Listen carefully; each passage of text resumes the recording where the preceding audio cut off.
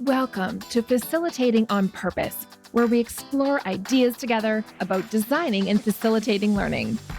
Join me to get inspired on your journey to becoming and being a great facilitator wherever you work. I'm your host, Beth Kugler-Blom. Hello, welcome. Thank you so much for choosing to listen to this episode today. This is going to be kind of a different one, actually, because my guest, when I was preparing to interview them for the episode, they actually encouraged me to be a bit more creative just because of the particular topic of this episode, which is about experiential learning. So Romy Alexandra is my guest on this episode. She is a learning experience designer. She's a facilitator. She's an experiential learning trainer, and she works with organizations and individuals around the globe to help them design and facilitate impactful learning experiences. Part of her big focus in her work with her groups is to help people integrate experiential learning and psychological safety into all the things they do, whether it's online, in person, hybrid, or whatever. Romy and I aren't actually just going to talk about experiential learning in this episode. We are going to do it, and we're going to use some facilitation skills here. So you'll hear us explain exactly what we're going to do as the episode gets started. But just know you're in for a little bit of a different experience, and I hope it will be a more engaging experience for you as a podcast listener. So let us know. Make sure you listen to the things I'm going to say at the end of the episode right after Romy and I say goodbye, because we have an invitation for you to do something after the episode finishes. And I hope you take us up on that offer. Enjoy the show.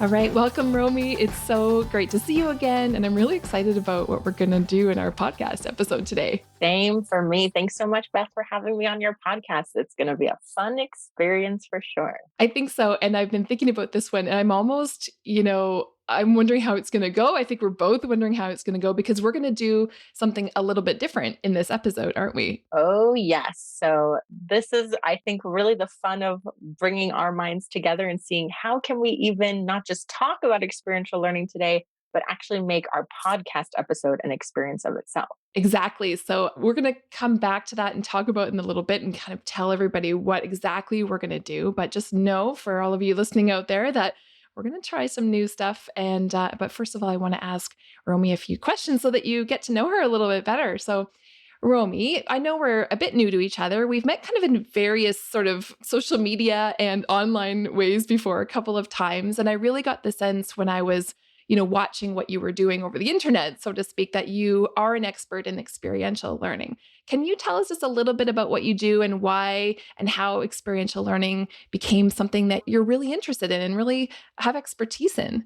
I've now been in this learning and development, training, facilitation, learning experience design, whatever you call it, this field for the past, now more than 11, 12 years. And I actually started very early on in my career designing and delivering trainings on human rights issues. And it became very clear to me early on, if we're going to talk about life-saving information, we need to make sure that the information really gets to people in a way that it clicks into their memory, that they remember this life-saving information, and not just that it's kind of presented lecture style in one ear, out the other. And that was really how I got fascinated by the concept of experiential learning. I think it's a term we often use. It's now many people say, oh, we love everything to be experiential, which many people think it's just engagement, interaction, which is a key component, but it's so much more. There's a whole theory behind experiential learning that I've just really dove into over the past decade and made the foundation of all the work that I do, no matter what topic I'm training on. I think you're going to really help me expand my knowledge of experiential learning because I'm probably one of those people that I'm sort of using it broadly. But for you, you're probably going to help us realize that there is this sort of structure and framework behind it and kind of the intentions probably behind it too from the theory and from the research. So I'm looking forward to learning from you today. Tell me more. So what is experiential learning and maybe what is it not as well? So this really depends on, I think, where you are. I mean, our cultural background can have such a big influence in how we define experiential learning. particularly for the United States and North America, for so many years, experiential learning became synonymous with adventure based learning, basically learning outside of the classroom or a training room. And luckily, I've spent most of my life now far outside of the United States, even though I'm from New York. I've lived in many different places. I've seen for other people, it's a very different connotation. And in other cultures, experiential learning is just a way to learn through challenge or practice based learning or using practicums and application, which again is another key component of experiential learning, but is not everything inside of it. So when I really talk about experiential learning theory, I refer to David Kolb. He's actually the creator and founder of this theory for now more than 50 years ago. And he defines experiential learning as the process wherein knowledge really results from the combination of grasping and taking in experiences, but also transforming it. So it's not enough to just have an experience. It's not enough to just have people do something or try something out. They really need to go through this full process. So they have experience, they have a reflection piece, they're able to see what happened, what occurred, what came up, and really reflect and observe on that experience. And then we go into that thinking phase, which is really drawing some concrete conclusions, really making sure that we even can take what happens here, maybe in this training setting, because again, it can happen in a room, and kind of zooming out and saying, how can we also draw conclusions of how what experience I just had here in this room relates to the experiences I'm having maybe every day in the workplace or my environment or outside this training room. And that's really that thinking phase. And last but not least is this acting phase, which is so what? What can I do with this? I've had this experience, I've reflected on it, I've been able to draw some conclusions. But now, how can I use this information moving forward? And that's the acting phase, is that final phase of really thinking about practice, application, moving forward. And if you think about it, once you actually go through that 4-point cycle of experiential learning, combining that grasping in of new experiences and knowledge, but also transforming it through reflection and acting, you also take people on more spirals of learning, because then they say, okay, I've made an action plan. What I'm going to do next, that when they actually put that into practice, that becomes a new experience, which they can then reflect on and draw more conclusions on and put new things into practice. So we're actually always constantly going through spirals of learning every day. It follows the natural patterns in our brain. It's something so simple. As long as you have these 4 components, that's really the foundation. There's many other layers, but we don't always think about experiential learning in this complex or combination, I should say, of these 4 modes of the cycle. I try to give you a crash course. Tell me if you have some follow-up questions. Happy to make it more clear for you. I love the crash course. And sometimes we need the crash course, right? Because there's just thousands of topics we can dig into in this field. And sometimes we need those, tiny things or those 4 things to grab onto and really propel us forward. As you were talking about what it is, it makes me think that, this could be some of the answer to that problem that people have about, they have a course or a workshop or whatever. And, 3 months later, 4 months later, a year later, those learners, they really haven't learned. They have not implemented anything from the workshop. It goes and sits on the proverbial shelf and kind of almost disappears off the shelf, right? That learning. And so is this what you're saying, that if they follow these 4 components of the experiential learning process or cycle, they're going to actually help retention, and that it's going to solve, probably in part or maybe in whole of that problem. Is that fair to say? Oh, absolutely. There's tons of research out there that shows the evidence behind what happens if you teach the exact same subject using, just like you mentioned, maybe focusing in that knowledge thinking space of, we're going to just give lecture, here are insights, take them, take them, take them, or really creating a holistic experiential learning cycle journey that really taps into all 4 modes. The results show it taps into long-term memory retention. We remember more. We have a more integrated and holistic approach that caters to all different learning preferences. We tap into more self-awareness as learners and help people really take ownership over their learning process. The impact is tenfold. And so it's not just more fun, which many people think, oh, experiential is fun, fun, fun. It's not just about fun. You can have fun through the experiences, but it really actually creates the most transformation and impact in the long run. And that's really what we're trying to do in the long run, isn't it? We want to have fun. We want to have engaging, inclusive experiences, but we're really here in the business for that change of behavior or change of knowledge or whatever. Yeah. I think you and I kind of met too through the Liberating Structures community. I feel like we maybe crossed paths, first of all, in one of those user groups, maybe Washington, D.C., Liberating Structures user group or something. But I'm going to ask a leading question. Is that one of the reasons why you have been using and engaging with liberating structures? Because it's making me think of, the structure that's what, so what, now what, and structures like that kind of lead us in that direction, say at the end of a training or whatever, to go, okay, well, we've had this, great learning experience. Hopefully it was engaging and interactive, but how are we going to reflect on that? And what are we going to do about that? Tell me how liberating structures might fit into this just briefly. First of all, I have to say I didn't even realize it was a liberating structure now that you say it, but I've heard and referenced and myself use this. What is it? What, now what, so what? What, so what, now what? Yes. Okay. And now there you what go. is that action piece you were talking about? Exactly. And that is 100% based on experiential learning cycle, because you can have an experience, but you need to really debrief. And the beauty of the what, so what, now what, I want to make sure I don't confuse those. The beauty of those is that it actually can take you, you don't just have to have the four pieces and they feel separate four pieces. A debrief, if the questions are structured properly like that, can take you through the rest of the cycle, through the rest of the three modes.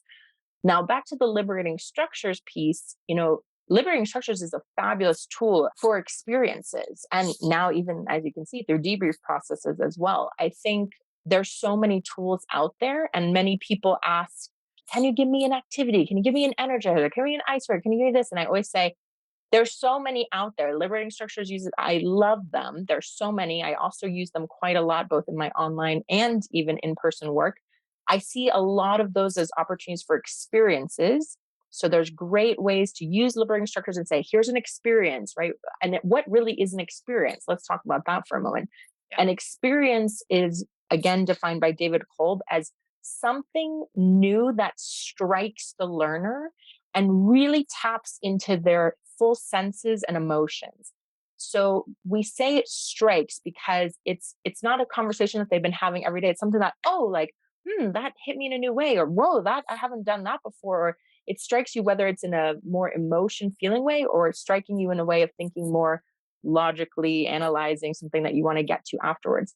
But that experience, I think the core is that, it's something that you're doing that brings up or evokes new emotions or taps into new senses that you haven't experienced. And liberating structures creates a lot of great formats to do that. But again, none of these tools in isolation are enough by themselves. If they are properly, and this is why what you and I do, Beth, creating real learning journeys and really designing intentionally, that's where you can take something like liberating structures and then make sure you're following through the rest of the cycle with these other debrief processes or other tools you use that take you full circle.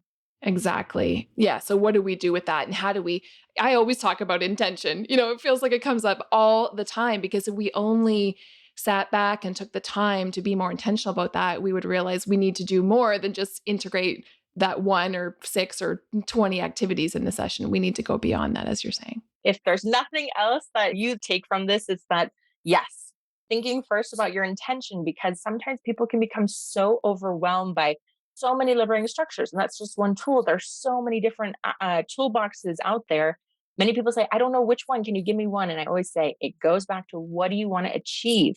Sometimes you can have the exact same experience, the exact same activity, but the way you tweak it, maybe the way you tweak the questions or the prompt or the framing, will create a whole new experience. So it really depends on what are your overarching goals, your learning objectives. And then you use the experiences, these liberating structures, as a way to support and hold up your key goals and outcomes.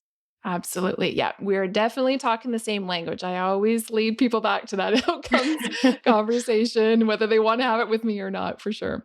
Now, one thing you mentioned in your kind of explanation about, what is experiential learning is you mentioned senses and emotions. And so lead us in the direction, because we're going to do something kind of interesting here. So lead us in the direction about why we might want to think about evoking emotion or enabling people to tap into their senses during learning experiences. Oh, this is for me such an untapped, in all learning formats, but I'm thinking right now, particularly in that online space, it's such an untapped potential that we have. We too often think, oh, this was really experiential, really interactive, really engaging because people were maybe putting things in the chat or there were some questions and discussions. But we really, as you said, want to evoke these senses and emotions because we learn with our full body. We are not just talking heads. We're not floating heads. We don't just have our brain here. I always go back to my favorite quote by Maya Angelou, right? I've learned that people will forget what you said, people will forget what you did, but people will never forget how you made them feel. And it is so true because actually the neuroscience of learning backs this up as well. If we want people to remember what they've learned in the long term, really tap into that long term memory retention, we have to involve the emotions. That's really what helps trigger. Actually, this might be a cool thing. Let's see, listener, while you're listening in, if you think back, and Beth, I encourage you to do the same. If you think back right now, one of your earliest memories of learning, it could be from grade school, if that feels way too far. It could be from high school, who knows, even college. Like, really think back to a pleasant or even the first memory that you have with learning. Do you have something in mind, Beth? I think so. Okay, yeah, let's see what comes up for you. I went back to my kindergarten classroom and I just saw us all sitting in those little centers, with those tiny desks and they're kind of in pods, kind of facing each other. Yeah. And just a room full of activities to do. A room full of activities. Interesting. Cool. So as you would join thousands of people that I actually worked with a neuroscientist who asked this question to thousands of people. And he said, I've never had anyone remember the content that was taught. And that had nothing to do with what was the topic, was it? And sometimes if people do remember the content, again, it's always still connected to an emotion. For you might be, oh, I was in kindergarten, there's so many things around, I was getting, who knows, maybe excited, I wanted to play and put all these things in practice. Somebody else I've told, wow, I had a terrible first memory where I was being scolded by the teacher.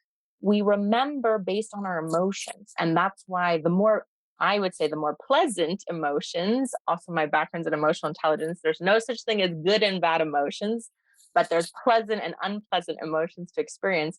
Either one, the pleasant or unpleasant, are going to really resonate in your learner's memory. Of course, I hope we are trying to evoke more pleasant than unpleasant, but it really makes a difference. And I think that's why we should just kind of dive in today and maybe tap in a bit more also to the senses, using our body, emotions, because that's really how we're going to hopefully remember the information you and I share on this podcast.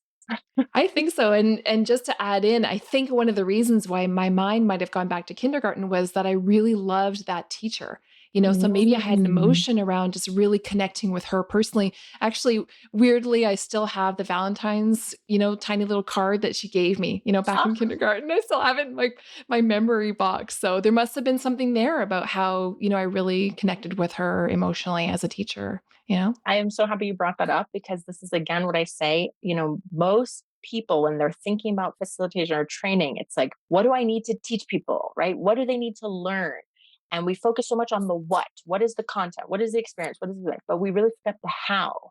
And that's why I say experiential learning is all about the how, because as you just said, you could have the same topic be taught by totally different teachers, and it's the way those teachers teach to them that really can make you fall in love with the subject or not.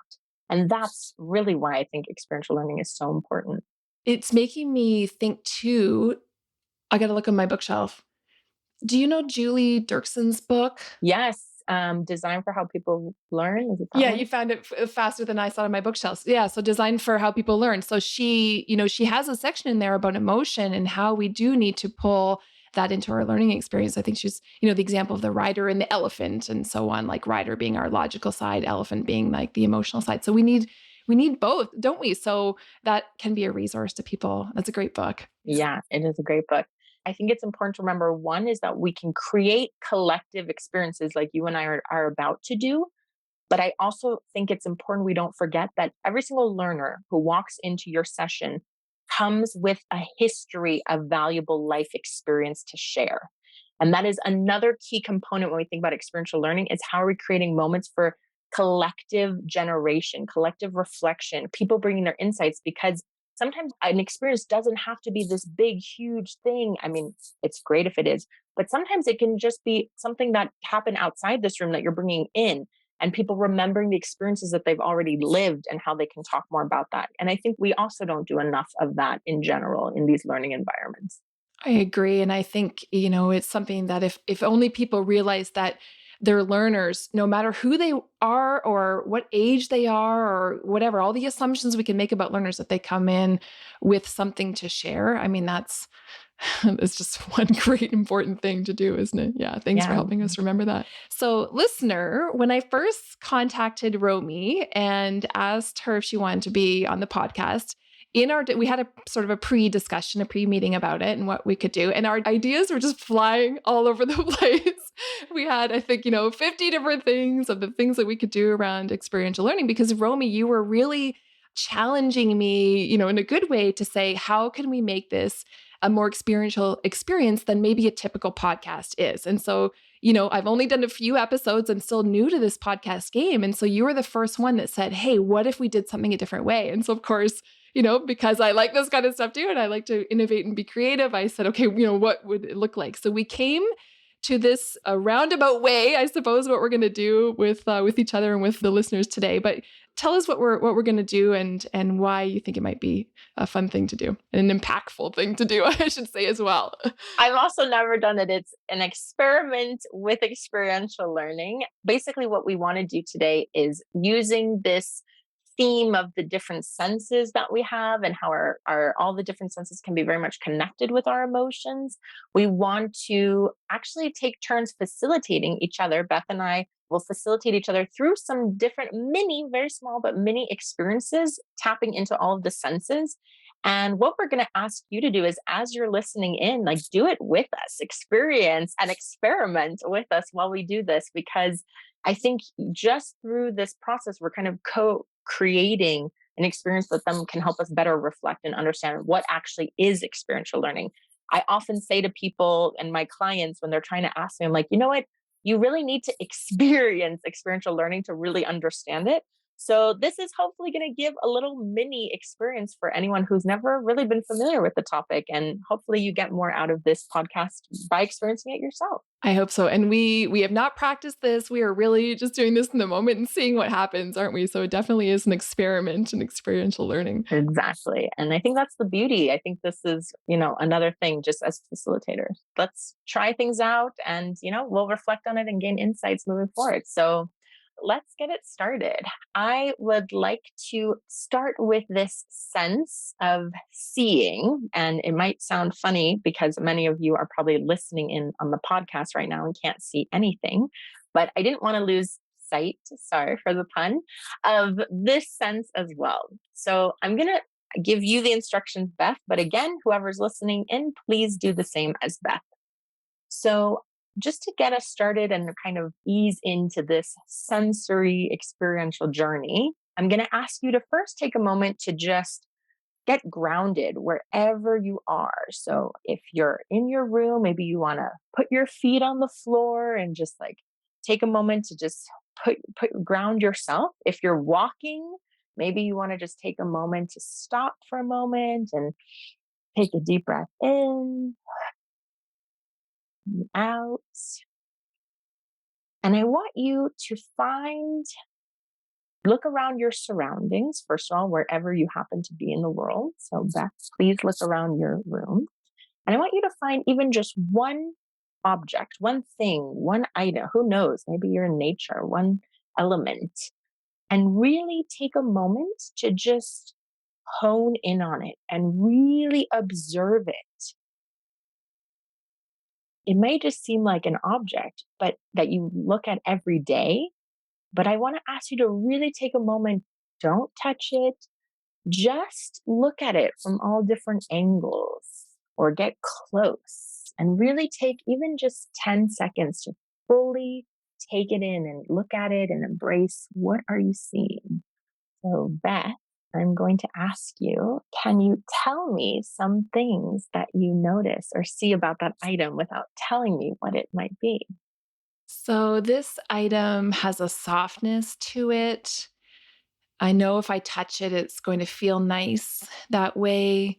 It's got some precision pieces to it that I can see more clearly now that I'm looking at it. I'm not sure how much I can tell you, but it's got stitches in it. So I'm looking Ooh. at each of the stitches and just noticing, their uniformity or not. It's kind of looking at me.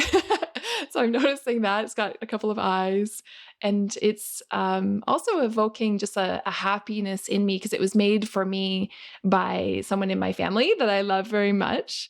And it's just a special item because this person created it for me. Oh, beautiful. Okay, I'm going to take a random guess.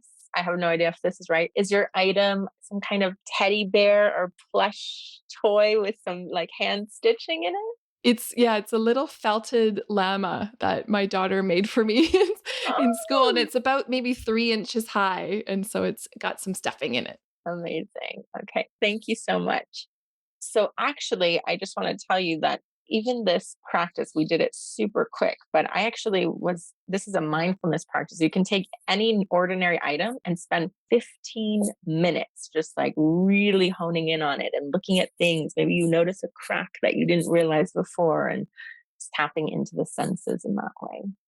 Before I'm not going to ask you to debrief or reflect on this because we're going to go through all the different senses and we'll have time to debrief after. So, Beth, are you ready to take another journey into our sense of touch? I'm ready. Okay. So, I'm going to ask you, I could ask you to grab this beautiful aroma and feel it, but I'm going to ask you to do something else instead. Actually, I don't know how comfortable you are because you are set up in your podcast zone. So if you don't want to stand, it's okay. Or are you already I'm standing? standing. Yeah, I've got the Ah, standing even desk. better. There You're you go. already set up. Perfect. Okay, so I'm going to ask you to actually tap into the power of touch, but instead of we often touch items and think about feeling, there's so much beautiful connection with our sense of touch and also tapping into our own emotions. A lot of researchers say even that if we can connect a physical movement, a physical stance, a quote unquote touch point, um, to actually connect us to an emotion, it actually helps our brains feel that emotion even more. So I'm going to ask you to take a moment and think about maybe an emotion that you would really love to feel right now in this moment. Any emotion that comes to mind. Take a moment. Okay. Do you have I've it? got one. Yep. Okay. Should I tell you what it is or just hold it in my mind? Mm, you can hold it for right now, Okay. but I'm very curious. And now I'm going to ask you to create some kind of movement, or it can be a stance. For example, like if I'm connecting or thinking about self compassion, I might, put my fist on my heart and maybe kind of take my other hand and kind of gently caress it. And when I feel like I need some self compassion, I kind of just have this moment to like reconnect with myself in that way. So find a really authentic movement that you can actually touch or feel in a way that can evoke that emotion for you. Let me think about that. I'm just gonna okay, I think I have it. So I'm gonna have to describe it, aren't I? So I'm kind of taking my one hand. I'm grasping my one hand with the other. So I've got my thumb on my palm and just wrapping my forefingers around the back and just kind of like, I don't know, massaging my palm a little bit with my thumb of my right hand on my left hand. Is your emotion calmness or Yes, it yeah? was. Oh, you're good. Amazing. I had no idea. This is just in general like a great practice to use, even if you're feeling, for example, for facilitation and you're feeling nervous and you say, I want to feel more confident right before I train, right? Or I want to feel calm. You can do the same movement you did. You want to feel confident. I have like my own power pose. I put my hands on my hips, kind of stand like superwoman and bust out like my chest to look, puff out my chest and feel like, yes, okay, I am ready to take on this training. And that really helps me curb my nerves I might feel. I love that. I love that. I do that with breath too, and just think more about my breath as I get ready and, think about how I want to be in an experience. Yeah, but I love the pieces about touch and stance and so on. Totally. Thank you for sharing that. Breath is another beautiful way that is kind of an intangible, a really beautiful touch point for ourselves. It's like taking those deep breaths. Definitely. Okay, I am going to ask again, this is an experiment. Now we're going to take another journey into our sense of smell. And I am going to ask you to actually think of a memory that you have. It could be from way early on or even just a recent memory, who knows? And really think about a smell that you can remember for that memory. So think about pleasant memories, right? So, yes, that's important. So think of some kind of pleasant memory that you have when it comes to sense of smell. Maybe there's a something that reminds you of a really pleasant experience or a smell that even every day when you smell it, you're like, oh, this makes me feel in this pleasant way. Who knows? Does something come to your mind, Beth? Yes, I've got something. Ooh, tell us about it.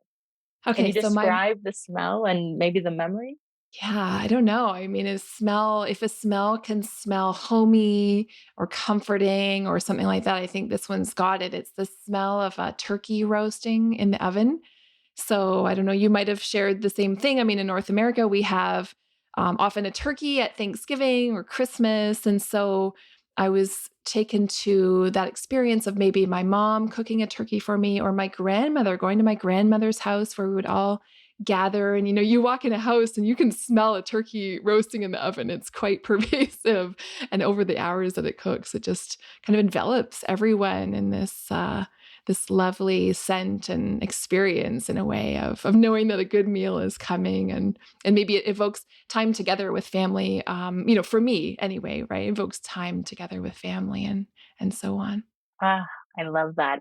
As you're talking, for me, it's the rosemary because my mother always used to dress the turkey with rosemary.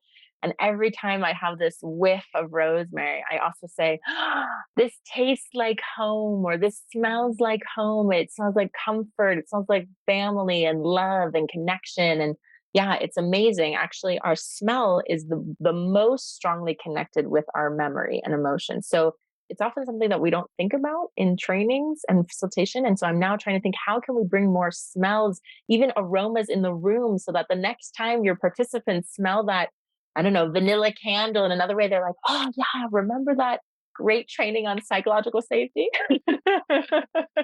Yeah, that vanilla candle will take you back.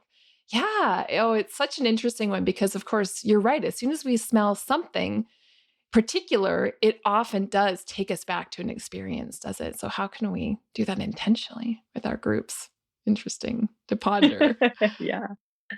Well, thank you for letting me lead you through a few of these. I know you also have some for me, so I'm ready to go into participant mode and have you take the facilitator wheel here.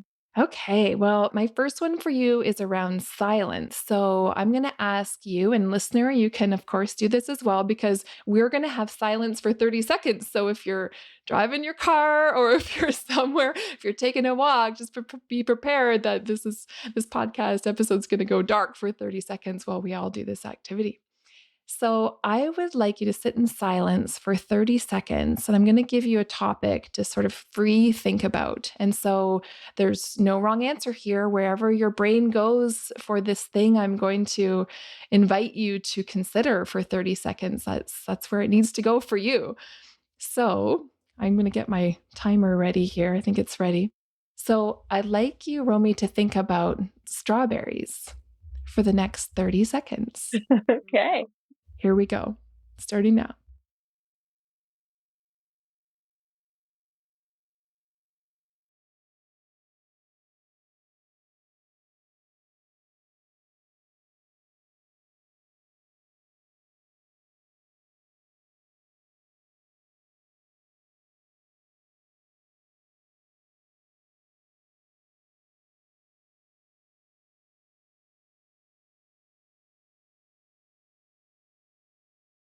Okay, that's your 30 seconds. Tell me what came up for you about Oh strawberries. my gosh. Well, first we were just talking about smell and now you mentioned strawberries. So I'm feeling actually in my cheeks, I'm salivating, just thinking like, ooh, a delicious strawberry to bite into and how delicious that would taste. My mind went into all different associations with strawberries. I'm currently living in Germany in a region that's actually famous for strawberries. And so thinking of we have these cute little strawberry huts on the side of the road when they're in season and how much I love to go and pick the really fresh red ones. I thought about, I don't know, took me to a crazy memory of childhood. There used to be these like strawberry shortcake dolls or something. I don't even think I had one, but I don't know. I remember this like plush toy that looked kind of like she was dressed in strawberry cake. Then I started thinking about strawberry cake. I mean, you got me hungry here. I hope it's not, somewhere where you need food and you're going to have like close to dinner time, right? You're going to be really ready for dinner. Oh, that's neat to hear all the different meandering paths that your brain went, and even in just that short period of time. Yeah. What about you? Did anything come up in your mind for thinking about strawberry? Well, it's like you, I mean, I grew up in real strawberry country, and so just the taste of a I say real strawberry that was kind of grown in a real field that, that didn't get kind of finished its life in under, maybe greenhouses or so. And like there's a difference in strawberry taste between strawberries and where they come from, isn't there? So I'm just picturing a juicy, wonderful tasting strawberry that you can get from a farm and it's local and it's whatever. So yeah, it's quite a lovely experience. So we're going to keep in this sort of here area here, and I'm going to play a short clip of music for you. And as you listen to the music, just let your mind go in the direction it needs to go. What this music clip is bringing up for you.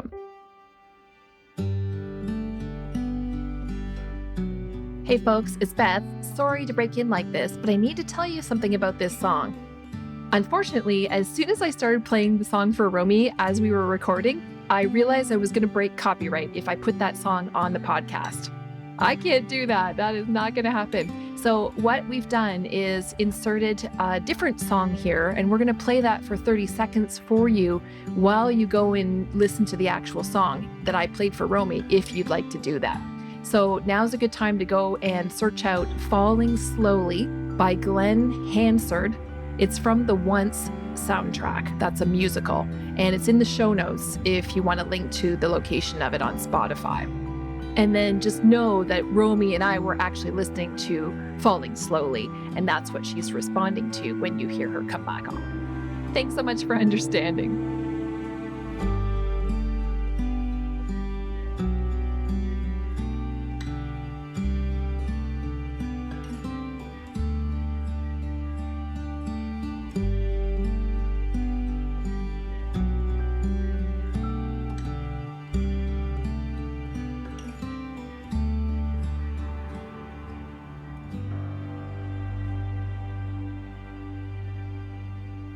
Okay, that was 30 seconds.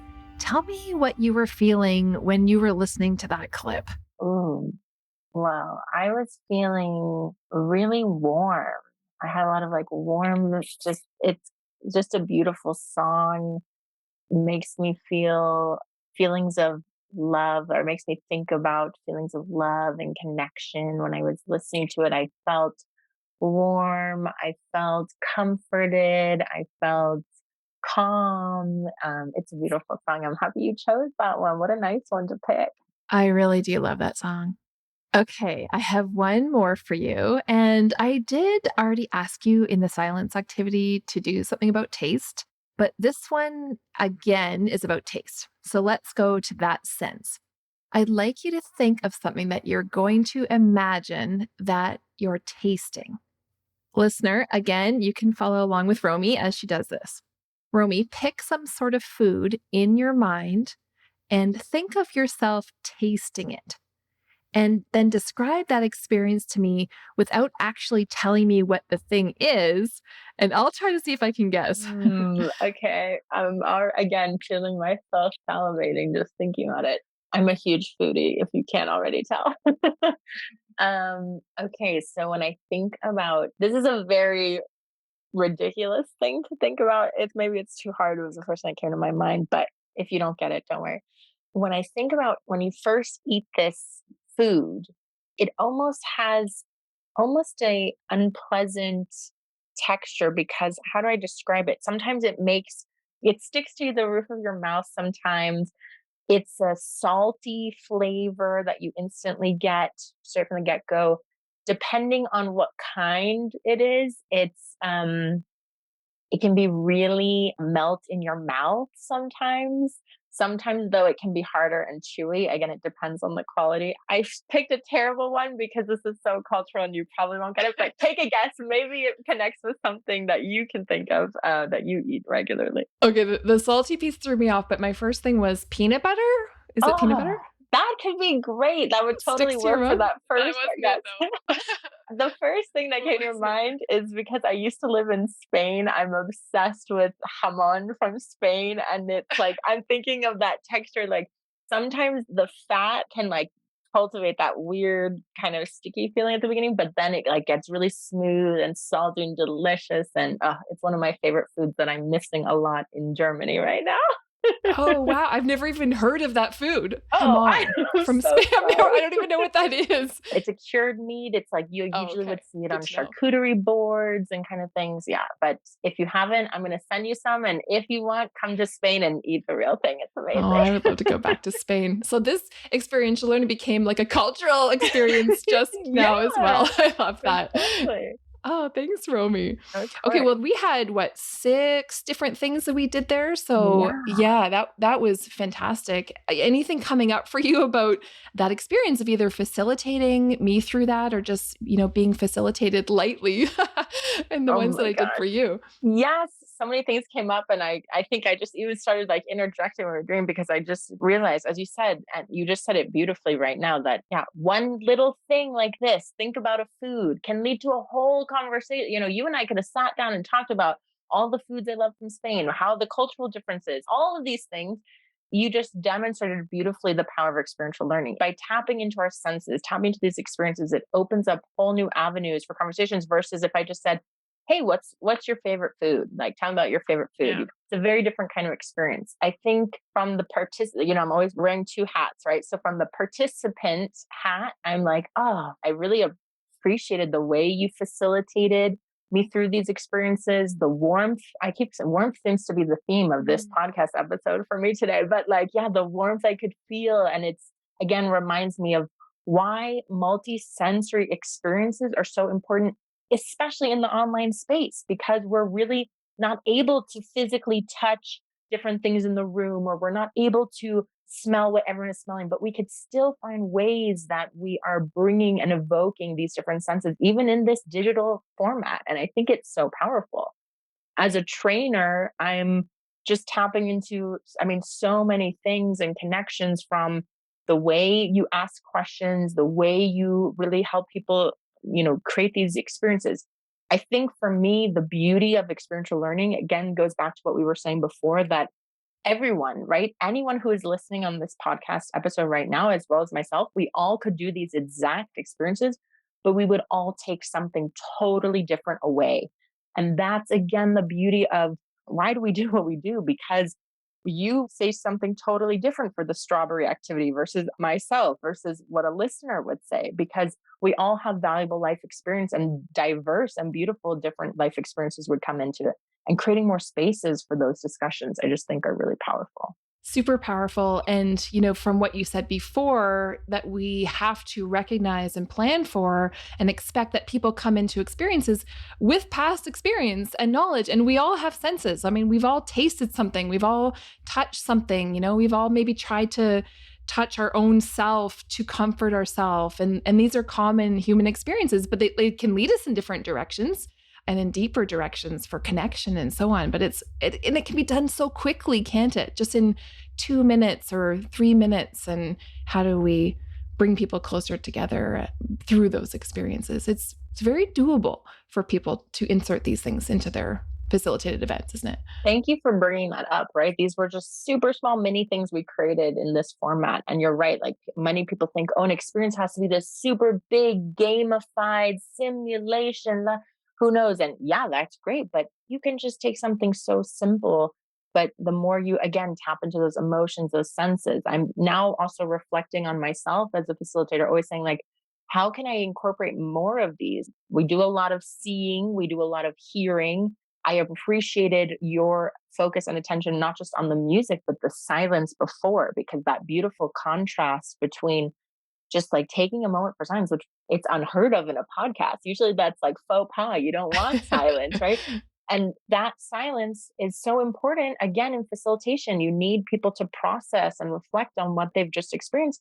And the contrast when you hear the music or you hear, lots of conversations and discussions happening can really change and make this nice, more dynamic learning journey that you have.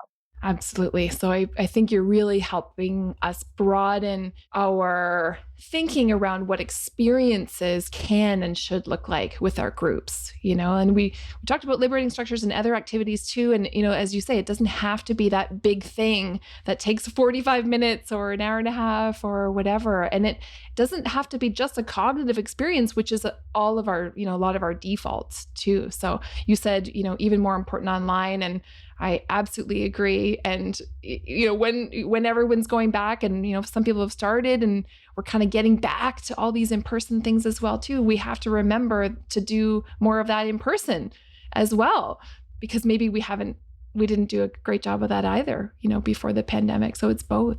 Totally. And I think it's a great call to action for all of us to think about how can we create more diverse, multisensory, emotional, evoking experiences, because we know that that's what's going to make the most impact. And just what you said, I'm thinking like, I'm not using enough of the sense of smell and taste in my trainings. And that's something I really want to dive into.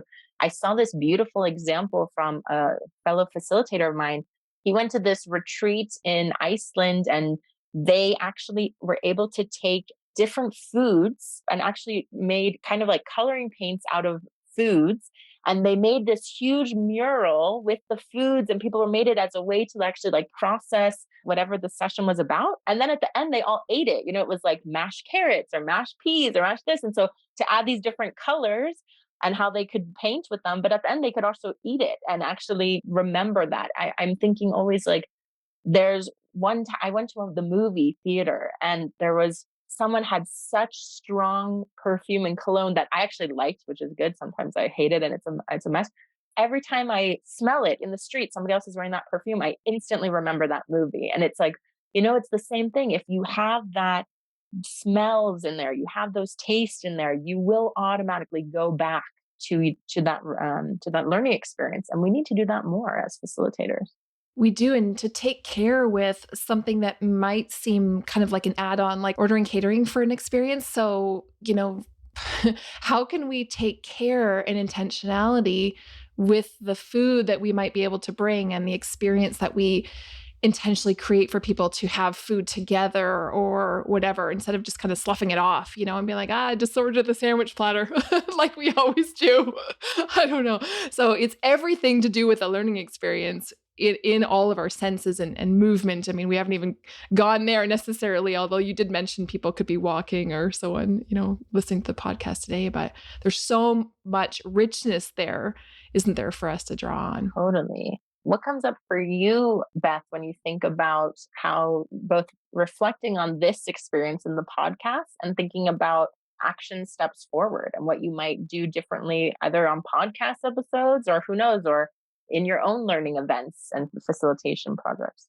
I think it was a year or two ago that, particularly with a friend of mine that I teach with sometimes as well, facilitate with Val, we have run co-facilitated sessions on, igniting the senses in your, learning experiences, so on. So I've already been, going in that direction, but do I forget to do it in a lot of the things I'm still doing? Yes, of course. Right. And so, it's really making me think, how do I remember to give myself this recommendation when I'm in that design, in the design mode for a learning experience? Because old habits die hard, don't they? I mean, we go to the cognitive stuff. I mean, I feel like I'm pretty great usually about, designing the experiences. So the sense piece is, yes, how can I keep giving myself that opportunity and that thinking time to think about what that looks like?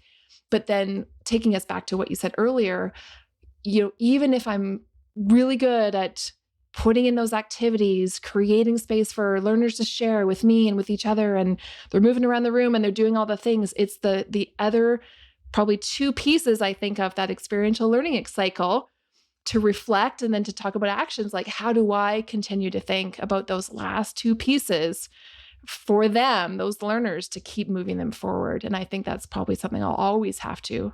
This is, can't see Romy, she's nodding and nodding, right? Like we always have to keep remembering it's not just writing outcomes and having content and activities. It's that piece about where do we leave them? How can we get them to reflect? And then how can we get them to commit to actions on the experiences they take? And so I think you've really helped me think about that pattern and that broadening today. Yeah, thanks, Beth. And just to like hopefully take us full circle, and exactly what we started talking about was that we often are very much on those north and south part of the cycle of we're grasping experiences in the sense of we have an experience like this, or we're grasping information in that thinking space. So we're constantly taking it in. But as you just said, we need to balance it out with the transforming the experience through the reflection and the action, as you said. So let's all be more mindful about not just encouraging learners to grasp new experiences or new information, but to transform it in their own right, have them process and reflect, and have them think about what are three things you're going to do moving forward, or a challenge you want to set for yourself, or create right now, sit down at the end of this podcast episode and create a step-by-step plan of how you are actually going to integrate more senses and emotions in your next learning design. Who knows? Thank you so much, Romy. I think we're going to return to that piece. I'm going to let you have the final word because we're going to do something a little bit different in this podcast episode today as well. But, just thank you for being here and to pushing me in the direction to have an experience today and to learn from each other. I really appreciated that. And I'll turn it back to you to ask the listeners that one final, you've already kind of said it, but ask it again, leave them with that one final question about what you hope they will do. Sure. Thank you, Beth. It was so lovely to have this experience with you all. And yes, again, one of the things I don't always love on podcasts is we end with our conversation ends, but this is actually just the beginning of a new spiral of experiential learning. So I want to ask you, listener, thank you for listening until the end. First of all, thanks for being here with us on this journey. And I will ask you, even if you want to have multiple questions that you want to reflect on, this can actually even take you further, but I'll end with the final one, as you said. So maybe one, take a moment after you listen to this podcast and think of 1 to maximum 3 words of how you are currently feeling after listening to this podcast episode. Then I want you to ask yourself, like, what was, we talked about many different things, and we know the human brain is not like a sponge. We all take certain things based on our own background experience. So what is even one key takeaway that you have from this whole conversation that we have? One key takeaway or learning outcome from listening to this podcast? And the third question, which is, as Beth said, that really final thing that we cannot forget is, what are you going to do moving forward? What is an action you personally can take to change or somehow impact the way you are either designing or facilitating learning events that tap into that learning outcome that you shared before? So what can you actually do and put into practice? Who knows, starting today or tomorrow, instead of saying, oh, I'll do it next month, like really start to think how you can start to actually put something into practice.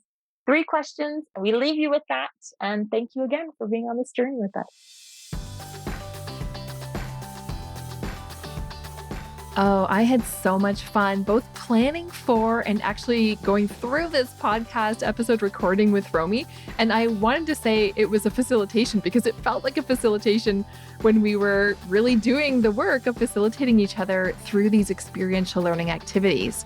I will say that we chose to do sense-based activities. Of course, there are just hundreds and thousands of opportunities to facilitate within the experiential learning realm, of course, but we just thought it might be fun to expand people's perception around sense-based activities, particularly because of being in sort of the online mode or the audio mode, and to show actually that it is possible to engage the senses when we are not in person with each other.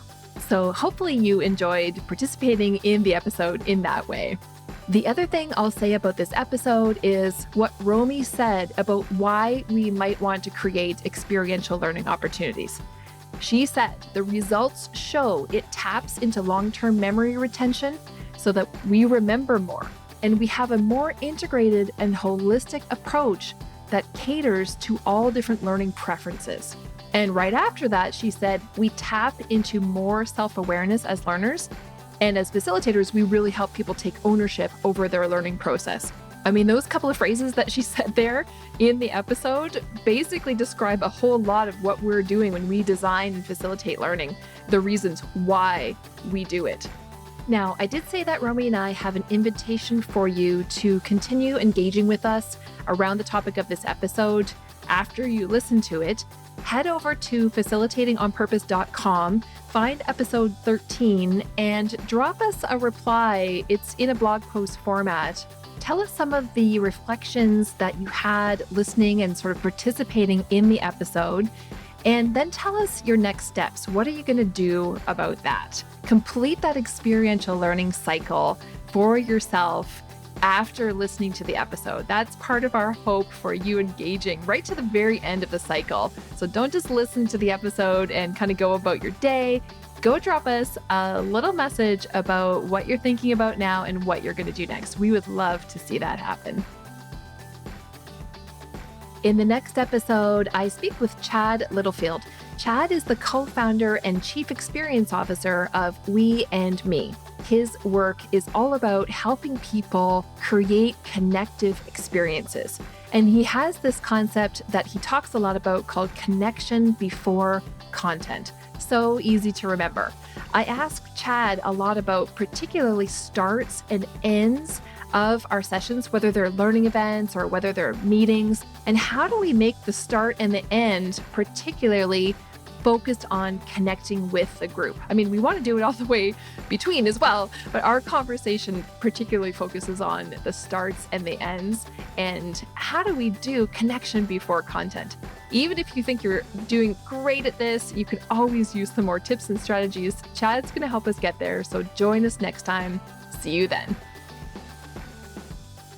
Thank you for listening to Facilitating on Purpose. If you were inspired by something in this episode, please share it with a friend or a colleague to help them expand their facilitation practice too. To find the show notes, give me feedback, or submit ideas for future episodes, visit facilitatingonpurpose.com. Special thanks to Mary Chan at Organized Sound Productions for producing this episode. Happy facilitating!